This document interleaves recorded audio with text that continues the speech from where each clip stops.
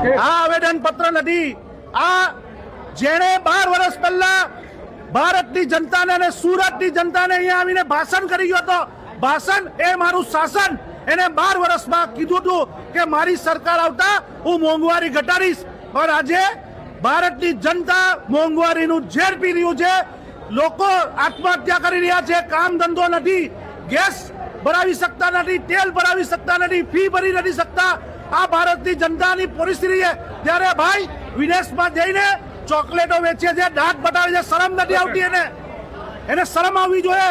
ભારતની જનતા, તમે મોંઘવારી વધારી છે, તમે પગાર વધાર્યો છે, તમે લોકોની આવક વધારી છે કે તમે આજે આ તાઇફાઓ કરો છો?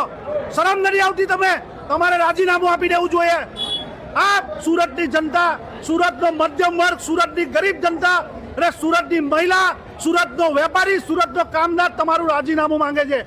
આ પરિસ્થિતિની અંદર તમારાથી ભારત દેશથી સંભાળાતો હોય તો તમે તાત્કાલિક રાજીનામું આપો, એ અમે માંગણી લઈને આજે કલેક્ટર ઓફિસ આવ્યા છે।